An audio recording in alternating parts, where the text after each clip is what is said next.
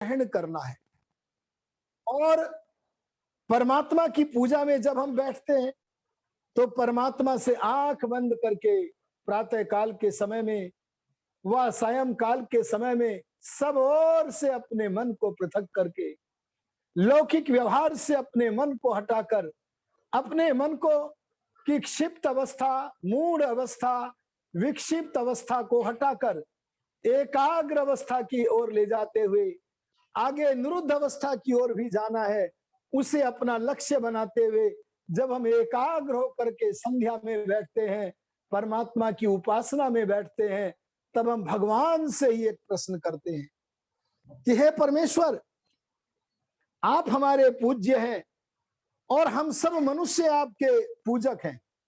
देखो, ध्यान दीजिएगा, लौकिक व्यवहार में हमारी माता पिता आचार्य राम कृष्ण दयानंद जैसे महापुरुष लौकिक व्यवहार में हमारे पूज्य हैं, पर आध्यात्मिक आंगन में कोई मनुष्य कितना भी बड़ा गुरु हो, कितना भी बड़ा महापुरुष हो, वो पूजक के आसन पर अधिष्ठित होता है, वहां पूज्य के आसन पर परमात्मा ही होते हैं।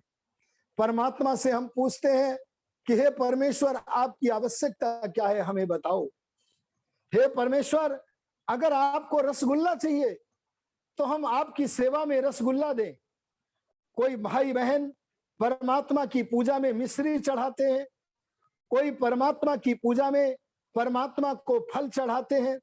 ऐसे लोगों से मैं शास्त्र के आधार पर कहना चाहता हूं, परमात्मा से ही पूछो। अरे, परमात्मा की वाणी, कल्याणी वाणी वेद से ही पूछो कि हे परमेश्वर, आपकी आवश्यकता क्या है। तब परमात्मा कहते हैं, प्रश्न, हे उपासक, तू बड़ा विचित्र है, बड़ा भोला है। अरे तू मुझे रसगुल्ला खिलाएगा रे, अरे तू मुझे दूध पिलाएगा रे, अरे तू मुझे फल खिलाएगा रे। अरे तेरा जन्म नहीं होता, तेरे जन्म होने से पहले तेरी माता के उरस्थल में दूध की व्यवस्था करने वाला विश्वम्भर मैं परमात्मा हूं, तू मेरे को दूध पिलाने लगा है रे। अरे जो सारे प्राणियों के लिए फलों की व्यवस्था करता है, तू उसके लिए फल की व्यवस्था करने लगा है। अगर तू मेरी आवश्यकता के बारे में जानना चाहता है तो सुन।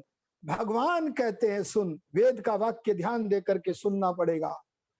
भगवान कहते हैं इस प्रश्न का उत्तर देते हुए, अकामो धीरः स्वयंभू रसे न तृप्तः न कुतश्चनो नः।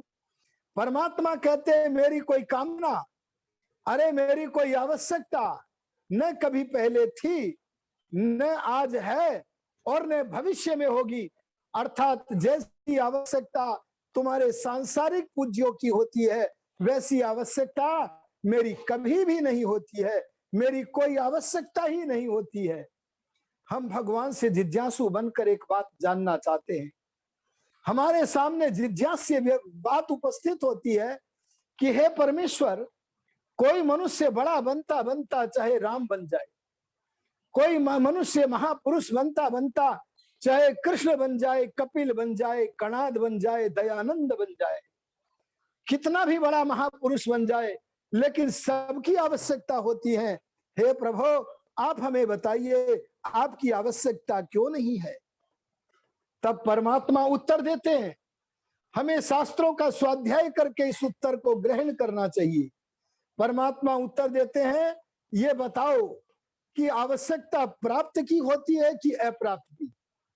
आप सभी श्रोताओं के सामने मैं एक बात रखना चाहता हूं, आप तनिक 1 मिनट के लिए विचार तो करिए कि हमें आवश्यकता जो होती है वो प्राप्त वस्तु की होती है या अप्राप्त वस्तु की होती है। प्राप्त माने जो वस्तु हमारे पास है, अप्राप्त माने जो वस्तु हमारे पास नहीं है।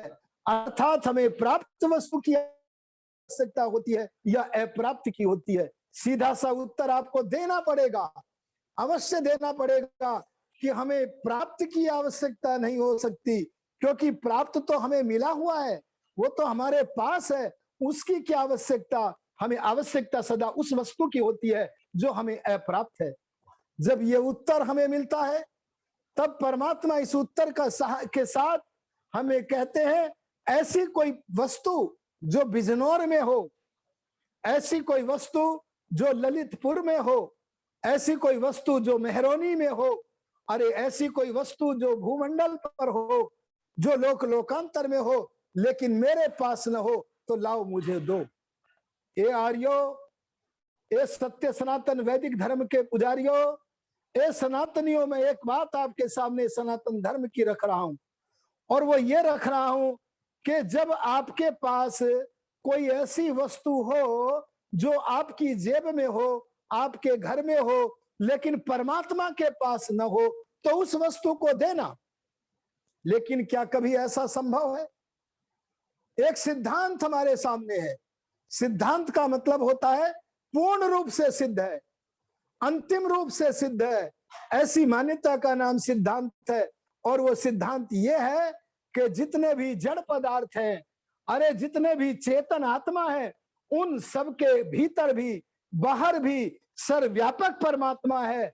और इतना ही नहीं, पतिरेकासित, एक माने अकेला, वह परमात्मा ही सारे जड़ जगत का और सारे चेतन जगत का स्वामी था, स्वामी है, और बोलो स्वामी रहेगा। इसीलिए परमात्मा को किसी पदार्थ की आवश्यकता का होना संभव ही नहीं है।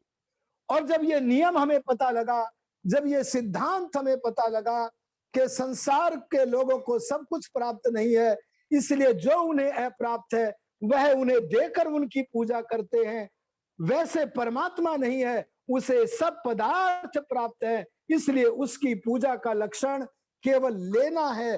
परमात्मा की पूजा का लक्षण केवल लेना है, देना कहीं पर भी शास्त्रों में उसकी पूजा का लक्षण नहीं है। इसीलिए मैं एक निवेदन, वैदिक